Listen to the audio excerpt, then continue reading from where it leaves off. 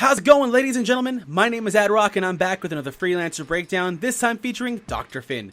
This jackfish of all trades is, honestly, quite punny. He's got fish puns. Well, once you get past the awesome humor, we'll check in on his abilities and my thoughts on him. Dr. Finn's first ability is Waterspout. It's a blast phase, no turn cooldown ability that'll create a cone of pressurized water that deals damage depending on how wide or narrow the cone is. The more narrow the cone, the more damage it does. You gain 5 energy per enemy hit. Modifications include Fire Hose, which will increase the maximum arc by 30 degrees, High Pressure, which will deal additional damage the smaller the cone of the arc is, Catch of the Day, gaining you additional energy if only one target is hit, and Spray and Play, which will increase the amount of healing the next refreshing spray will do per enemy hit. Dr. Finn's second ability is Refreshing Spray. It's a prep phase 3 turn cooldown ability that'll create a cone of healing waters, healing anyone inside it and himself for a certain amount of health. You'll gain 6 energy per ally hit. Modifications include Selfish. Finn heals himself for additional health, and will reduce the maximum arc by 15 degrees. Shored Up, which will give shields to targets hit for the turn. Heal in One, which only if one ally is healed, they'll gain additional health. And Muscles. The nearest ally that gets hit and healed gets might for the turn. Dr. Finn's third ability is Electrifying Eels. It's a blast phase 3 turn cooldown ability that launches eels at an enemy that latch on and dealing direct damage and revealing them until the end of the next turn. On the next turn's blast phase, the eels will then jump to the nearest enemy within 5 spaces and cause the same effect. You gain 8 energy if you hit a target. Modifications include That's Amore. The eels can now jump to allies, giving them might and energized for the turn. That Magic Eeling, which gives the eels an additional jump. Master Angler, which will gain additional damage when it jumps. And Spout of Sight. Targets can now be hit if they are invisible or in camouflage. Dr. Finn's fourth ability is Bubble Trouble, a prep phase 4 turn cooldown ability, which throws a bubble shield at an ally, shielding them for a large amount. During the next blast phase, the bubble will then pop, dealing indirect damage and slowing any enemies caught for the turn. You gain 8 energy on cast and 4 energy per enemy hit in the explosion. Modifications include Bubble Time. It'll reduce the cooldown by 1, but also reduce the amount of shielding. Unstoppable. The shielded target becomes unstoppable for the turn. I get it. Bubble Trap, which any enemies hit in the explosion are now rooted. And Castaway. You can now target through walls. Dr. Finn's fifth ability is Maelstrom. It's a blast phase 0 turn cooldown ability, provided you have 100 energy, that'll summon a giant Maelstrom that deals direct damage and yanks enemies in. It can also be targeted through walls.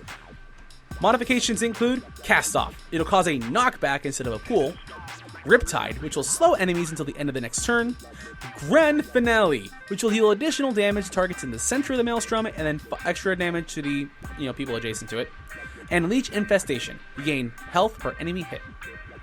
So Dr. Finn, like I said, is a jack-of-all-trades support. His healing is not as strong as others, his damage isn't as potent, but his cooldowns and his flexibility in his kit make him a really cool addition to many teams. He's also super punny, and if you haven't noticed, I kinda suck at puns. If you're wondering where they've been the whole video, it doesn't matter, because when they look out in the open about how bad they are, they just smell fishy. Dr. Finn's biggest obstacle is his actual partial salvation, cover. Being a support, his health pool isn't really large, and often supports are singled out, forcing you to take cover. The size and shape of several cones are kind of unwieldy on, smaller or more cover-filled maps, even if you can adjust it on his first ability, Waterspout. And if you're planning on playing the good doctor, often be mindful of where to shave corners so you can still kind of just tag the ally or opponent with just the edge of it. You'll often find better company in comps with freelancers that are either melee focused, have combo potential, or delayed damage, meaning that it may not happen immediately on that turn, or it'll happen on the next turn, say Zuki's big AoE. Dr. Finn's pools, eel jumps, and shields are much more beneficial to them, I believe, than a team that does direct damage consistently. Waterspout is actually not bad damage for a support, if on the lower end in general on the whole roster. The ability to widen the arc makes it really interesting and plays into learning how to cut corners to cover the most ground. Using Dr. Finn in tandem with freelancers like Titus and his ranged blade attack can ensure that extra damage happens in the same round, which is really cool. Fire Hose is great for larger maps, but clunky and inefficient on more cover-filled ones like I just mentioned earlier. High Pressure takes advantage of the Waterspout's long range and narrow shots. Catch of the Day is virtually the same, but more effective in traveling with an assassin or a frontliner to catch out that lone target. Spray and Play favors a more offensive-minded playstyle, making Refreshing Spray more effective, and at 3 mod points, you gotta make a sacrifice somewhere else though. Refreshing Spray won't adjust like Waterspout, but it's as far-reaching, so it lets the Surge in general heal from relative safety. In truth, you can make the most of it by staying as far away to cover as much ground as possible. Selfish, it reduces the arc, and I feel it's a better trade-off for better self-healing, considering you're often going to be targeted as well. Shored Up is meh. it's a mana default. Honestly, I think the other mods in this category are much more effective for this to be considered seriously. Heal in 1 plays into that whole tank healer motive, or if you happen to need to shore up that one straggler in your group that's just enough far away and taking a lot of damage. Muscle's actually a pretty cool mod. Since Refreshing Spray is a prep ability, your allies can benefit immediately from its use. Electrifying Eels is fun to use. Its initial and jump range are surprisingly far for most opponents. They don't really think about it, granting them a false feeling that they're going to be safe from any additional damage. It'll also jump to the closest target within 5 squares, so keep that in mind. If you wish to play a more support-oriented style, that Moray will greatly benefit your allies with a burst of might and energize for extra damage. That magic healing is a decent default, and Master Angler trades that extra jump for damage, which never hurts. Honestly, those two can kind of interchange. In fact, it ends up making Electrifying Eels a pretty potent damage ability. Spout of Sight can be useful in tracking a hidden enemy, as often someone will go invisible as a survival reaction, especially in pugs. This will flush them out.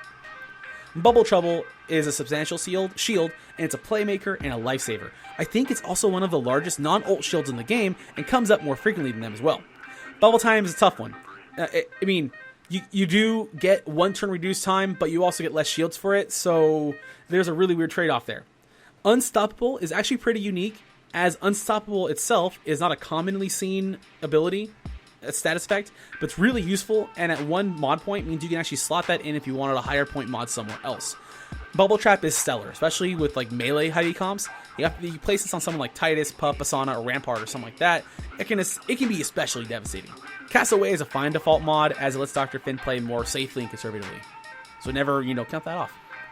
Maelstrom seems to be underestimated in pug play from enemies. I don't know how it is in ranked or group play, because I never really do it a whole lot, unfortunately, but in pug play, people tend to forget it even exists.